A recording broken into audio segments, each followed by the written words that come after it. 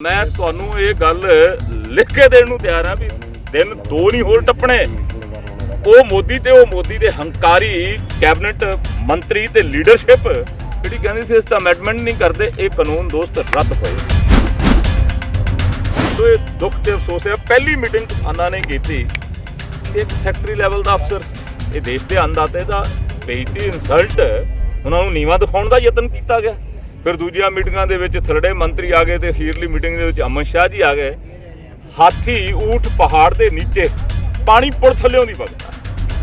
असल दे मोदी ते मोदी की सरकार ते मोदी की पार्टी के लोगों का मूँह पै गया कि 135 करोड़ लोगों जी डेमोक्रेसी डांग बनी हुई है, डांग के नाल हक दे जाओ।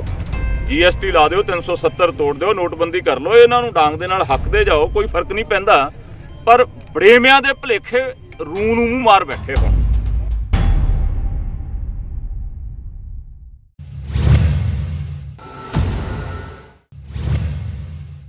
केंद्र सरकार है लगातार फोर्स बढ़ा रही है, पुलिस फोर्स तैनात कर रही, लगता है कि किते जंग की तैयारी तो नहीं कर रही किते केंद्र? वो डराउण दे चक्करां दे विच मन्नू साडी दातरी, असीं मन्नू दे सोए। ਜਿਉਂ ਜਿਉਂ ਮਨੂੰ ਵੱਢਦਾ ਅਸੀਂ ਧੂਣ ਸਵਾਏ। ਅਸੀਂ ਤਾਂ ਹੈ ਹੀ ਉਹ ਜਿਹੜੇ ਦੇਸ਼ ਆਜ਼ਾਦ ਕਰਾਉਣ ਦੇ ਵਿੱਚ ਲਾਸਾਨੀ ਕੁਰਬਾਨੀਆਂ ਦਾ ਇਤਿਹਾਸ ਆ। ਇਹ ਸਿਰਫ ਡਰਾਵੇ ਆ, ਬੁੱਢੀ ਡਰਾਵੇ ਮਰਨਾ ਤੇ ਮਟਿਆਰ ਖਸਮ ਕਰਨਾ ਪੰਜਾਬੀ ਦੀ ਕਹਾਵਤ ਹੈਗੀ ਆ। ਇਹ ਮੋਦੀ ਸਾਹਿਬ ਦੇ ਡਰਾਵੇ ਆ। ਇਹਨਾਂ ਡਰਾਵਿਆਂ ਤੋਂ ਦੇਸ਼ ਦਾ ਅੰਦਾਜ਼ਾ ਤੇ ਪੰਜਾਬੀ ਕਦੇ ਨਹੀਂ ਡਰਦਾ।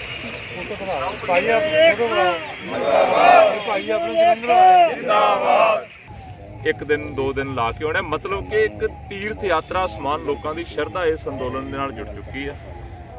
और वो सरकार जिहड़ी बड़ी एरोगेंट सी, बड़ा हंकार जिन्हां च कुट के भरिया सी, जिहड़े कहंदे सी असीं तां अमेंडमेंट दा एक अखर भी इस कानून दे विच कोई बदली वास्ते नहीं पाउणा। अज उन्हां दी गर्दन दे विच जिहड़ा हंकार दा सता दी चरबी, हंकार दा किला सी, वो ढिला हो गया। अज वो कहंदे टाइटल रहण दिओ, खेती सुधार कानून टाइटल रहन दो, बाकी जो मर्जी तुसीं अमेंडमेंट करा लो।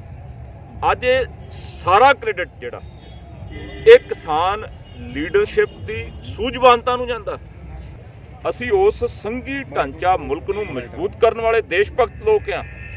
गुरु की किरपा इस अंदोलन दे विचों नवें दिसहदे स्थापित होणगे, नवें कीर्तिमान स्थापित होणगे।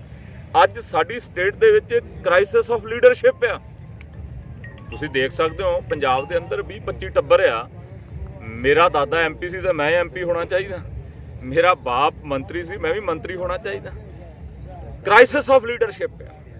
नवी लीडरशिप आएगी तो पंजाब के अंदरों लुट माफिया, करप्शन ते किसान मारू नीतियां ये समाप्त। अज साडे देश का अन्नदाता सड़कों से रुल रहा, दुख ते अफसोस आ। पर तसल्ली, तरवास, सकून ते संतुष्टि है कि अंदोलन बहुत वड्डी प्राप्ति करके जाएगा। ਨਾਲ ਗੱਲਬਾਤ ਕਰਦੇ ਹਨ, ਕਦੇ ਅਮਿਤ ਸ਼ਾਹ ਨਾਲ ਗੱਲਬਾਤ ਕਰਦੇ ਹਨ। ਇਹ ਨਹੀਂ ਚਾਹੀਦਾ ਕਿ ਉਹਨਾਂ ਨੂੰ ਮੋਦੀ ਦੇ ਨਾਲ ਗੱਲਬਾਤ ਕਰਨੀ ਚਾਹੀਦੀ। ਸੋ ਮੋਦੀ ਸਾਹਿਬ ਬੜੇ ਐਰੋਗੈਂਟ ਹੈਗੇ ਆ, ਉਹ ਹੰਕਾਰੀ ਆ। ਉਹ ਆਪਣੇ ਆਪ ਨੂੰ ਮਤਦਾਨ ਪੇਟੀ ਦੇ ਗਰਭ ਦੇ ਵਿੱਚੋਂ ਪੈਦਾ ਹੋਇਆ ਪ੍ਰਧਾਨ ਮੰਤਰੀ ਨਹੀਂ ਸਮਝਦੇ। ਉਹ ਸਮਝਦੇ ਆ ਵੀ ਮੈਂ ਕੋਈ ਪੁਰਾਣੇ ਸਮਿਆਂ ਦਾ ਜਦੋਂ ਲੋਕਤੰਤਰ ਨਹੀਂ ਸੀਗਾ, ਮੈਂ ਉਹੀ ਡਿਕਟੇਟਰ, ਉਹੀ ਰਾਜਾ ਹੈਗਾ। ਉਹਨਾਂ ਦੀ ਗਲਤਫਹਿਮੀ ਆ। ਲੋਕਤੰਤਰ, ਲੋਕ ਮਾਲਕ, ਲੋਕਾਂ ਦੀ ਮਾਲਕੀ ਤੋਂ ਉੱਤੇ ਲੋਕਤੰਤਰ ਦੇ ਵਿੱਚ ਲੋਕਾਂ ਤੋਂ ਉੱਤੇ ਕੋਈ ਵੀ ਨਹੀਂ। ਸੋ ਇਹ ਦੁੱਖ ਤੇ ਅਫਸੋਸ ਹੈ। ਪਹਿਲੀ ਮੀਟਿੰਗ ਕਿਸਾਨਾਂ ਨੇ ਕੀਤੀ, ਤੇ ਇੱਕ ਸੈਕਟਰੀ ਲੈਵਲ ਦਾ ਅਫਸਰ ਇਹ ਦੇਸ਼ ਦੇ ਅੰਨਦਾਤੇ ਦਾ ਬੇਇੱਜ਼ਤੀ ਇਨਸਲਟ ਉਹਨਾਂ ਨੂੰ ਨੀਵਾਂ ਦਿਖਾਉਣ ਦਾ ਯਤਨ ਕੀਤਾ ਗਿਆ। ਫਿਰ ਦੂਜੀਆਂ ਮੀਟਿੰਗਾਂ ਦੇ ਵਿੱਚ ਥਲੜੇ ਮੰਤਰੀ ਆ ਗਏ, ਤੇ ਅਖੀਰਲੀ ਮੀਟਿੰਗ ਦੇ ਵਿੱਚ ਅਮਿਤ ਸ਼ਾਹ ਜੀ ਆ ਗਏ। ਹਾਥੀ ਊਠ ਪਹਾੜ ਦੇ ਨੀਚੇ ਪਾਣੀ ਪੁਲ ਥੱਲਿਓਂ ਨਹੀਂ ਵਗਦਾ। ਅਸਲ ਦੇ ਵਿੱਚ मोदी ते मोदी की सरकार ते मोदी की पार्टी के लोगों का मूँह पै गया कि 135 करोड़ लोगों जी डेमोक्रेसी डांग बनी हुई है, डांग के नाल हक दे जाओ। GST ला दो, 370 तोड़ दो, नोटबंदी कर लो, इन्हों डांग के नाल हक दे जाओ, कोई फर्क नहीं पैंदा। पर बड़ेमियां दे भुलेखे रूह नूं मूंह मार बैठे होण ते हुण थू थू हो रही है। ये बड़ेमे खाण दे आदी सीगे, हुण रूह नूं मूंह मार बैठे आ। इस करके हुण बड़ी थू थू हो रही है। एंड मैं तुहानू ये गल लिख के देण नूं तैयार हाँ भी दिन दो नहीं होर टप्पणे। वो मोदी दे हंकारी कैबिनेट मंत्री ते लीडरशिप जिहड़ी कहंदी सी इस दा अमेंडमेंट नहीं करदे, ये कानून दोस्त रद्द होएगा। सर मीटिंगां दे विच चर्चा हो रही है, लगदा नहीं भी हुण जिहड़े बिल ने रद्द कर देने चाहिए ने, हुण चर्चा दी लोड़ नहीं हैगी। देखो अंतरराष्ट्रीय पद्धर दे उत्ते ਅੰਨਦਾਤੇ ਦੇ ਨਾਲ ਪੂਰੀ ਦੁਨੀਆ ਖੜੀ ਹੈ। ਟਰੂਡੋ ਸਾਹਿਬ ਨੇ ਕੀ ਕਹਿਤਾ, ਉਹਨਾਂ ਨੇ ਕਿਹਾ ਡੈਮੋਕ੍ਰੇਸੀ ਦਾ ਇੱਕ ਅਹਿਮ ਪਾਰਟ ਹੈਗਾ fundamental rights and human rights.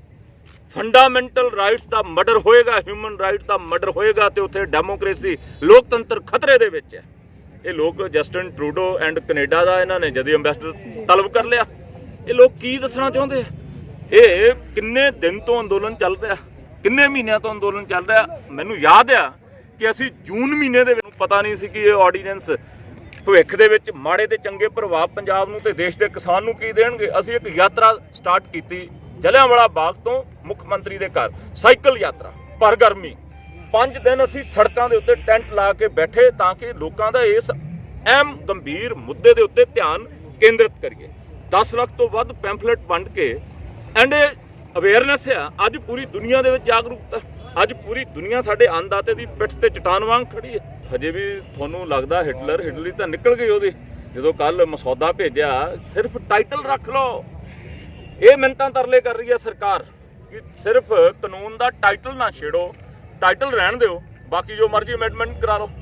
Hitler ਹੀ ਕੱਢ ਦਿੱਤੀ ਦੇਸ਼ ਦੇ ਅੰਨਦਾਤੇ ਨੇ। ਇਹ ਦੇਸ਼ ਦਾ ਅੰਨਦਾਤਾ ਉਹੀ ਆ ਜਦੋਂ ਦੇਸ਼ ਦੀ ਆਜ਼ਾਦੀ ਤੋਂ ਬਾਅਦ ਦੇਸ਼ ਦੇ ਲੋਕਾਂ ਕੋਲੇ ਚਾਵਲ ਤੇ ਕਣਕ ਨਹੀਂ ਸੀ। ਇਹ ਉਹੀ ਅੰਨਦਾਤੇ ਜਿਨ੍ਹਾਂ ਨੇ ਸੱਪਾਂ ਦੀਆਂ ਸਿਰੀਆਂ, ਨਾ ਧੁੱਪ ਤੇ ਨਾ ਛਾਂ, ਨਾ ਗਰਮੀ ਤੇ ਨਾ ਸਰਦੀ, ਇਹਨਾਂ ਨੇ ਦੇਸ਼ ਦੇ ਲੋਕਾਂ ਦਾ ਢਿੱਡ ਭਰਿਆ।